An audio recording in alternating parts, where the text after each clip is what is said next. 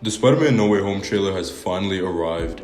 After months of anticipation and leaks, we now know much more about the movie that's going to take over the end of 2021.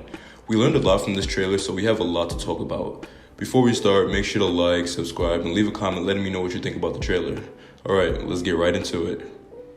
First and foremost, the general plot of the film was laid out here, and to be honest, it's one of the most interesting premises the MCU has managed to put together so far. It looks like the spell that Strange did to erase the memory of Peter's identity from everyone's mind was messed up, and this caused a disruption in the multiverse.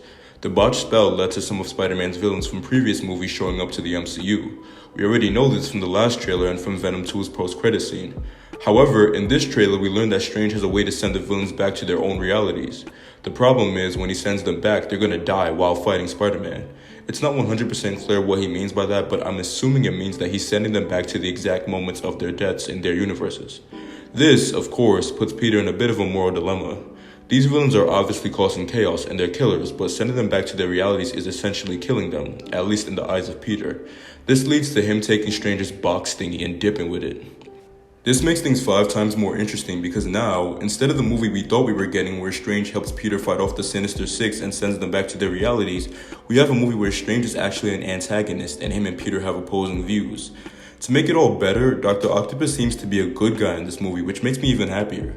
I was confused about how they would flip him back into a villain for this film, but from his dialogue in the trailer, he actually seems to be helping Peter. This is very good news. I'm not a fan of ruining old character arcs for the sake of writing a new story. Doc Ock was one of the best Spider-Man villains in any movie or show, and I would hate for his arc to get messed up. There was no definitive sign of Tobey, Andrew, or Matt Murdock in this trailer, even though we already know they'll be in this movie. However, there were 2 clues. One small hint we got was when Doc Ock says, "You're not Peter Parker," to Tom on the bridge. Obviously, Tom looks different from Tobey, so we wouldn't recognize him. The other was when Lizard got kicked by air towards the end of the Brazilian trailer. It's pretty obvious that someone was edited out, and it's probably Andrew or Tobey. It was always pretty clear that Marvel wasn't going to put Tobey and Andrew in the trailers. That would be incredibly stupid and doesn't make any sense. After showing them and Matt, what huge surprise appearances would you have left? I heard that the trailer was delayed for so long because Sony and Marvel were debating about putting them in the trailer, and I'm glad Marvel won the debate. A lot of huge MCU moments have been ruined by being in trailers. It's just not the same as seeing it in theaters for the first time.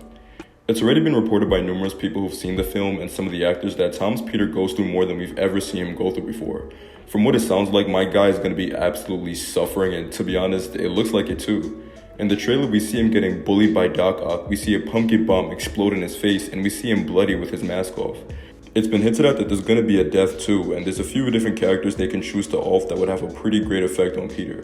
Whatever it is, I'm just glad that this movie will show why everyone loves Spider-Man. He's a character that perseveres through whatever is thrown at him and keeps going no matter what. There's a reason why he's widely considered to be the greatest hero of all time. There's been reports that instead of the Sinister Six, there'll be only 5 Spider-Man villains in this movie, and from what we've seen, that appears to be the case. In this trailer, we see Green Goblin, Electro, Doc Ock, Sandman, and Lizard. There was no sign of a 6th villain. With that being said, we know that Venom is in the MCU now, and there have also been reports that Rhino is at least referenced in this movie, so who knows? If there's one thing I was never worried about when it came to this movie, it was the action, and of course, the trailer showed that I was right to have no concerns. Some of these scenes look like they have the potential to be top tier in the MCU. The one I'm most excited for is the Spidey versus Electro, Sandman, and Lizard fight. I'm gonna be bouncing up and down in my seat the whole time, I can just tell. One thing that many people are talking about is Tom's Peter having his Gwen moment with MJ. She falls in the exact same way that Gwen did, and Tom's Peter reaches for her in the same way that Andrew's Peter did. I doubt MJ dies in that scene. It would be pretty strange for them to kill her in the exact same way Gwen was killed, but I'm interested to see how Tom's Peter saves her, or if he's even the one that saves her. Andrew swinging in to save her in a more safe way so that Tom doesn't make the same mistake he did would be awesome and also kinda sad. There are a ton of things I'm excited for in this film, but if I had to make a top 3 in no order, it would look like this. First is obviously the appearances of Tobey, Andrew, and Charlie as their Spider-Man and Daredevil. We have enough proof to know for sure that they're in it, but that won't make it any less of an insane moment when they show up.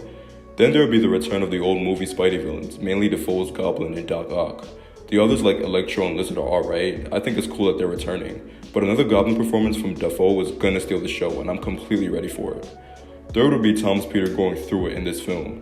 It feels weird to be hyped for a character suffering, but suffering is part of what makes Spider-Man Spider-Man. I don't hate MCU Spider-Man at all, but his character is going to be vastly improved in this film. If I had to give this trailer a rating, I'd say it's a 9 out of 10. gave us a lot of cool moments and the general story without showing us too much. It did just what it needed to do. What were your favorite parts of the trailer, and what are you most hyped for in this movie? Let me know in the comments. I personally feel like even if it's not one of the best, it will surely be one of the greatest Marvel movies of all time. Make sure to like the video and subscribe to the channel. I appreciate all the support. New videos coming soon, including a Spider-Man one tomorrow. Until then, I'll be rewatching the Spider-Man trailer hundreds of times. See you next time.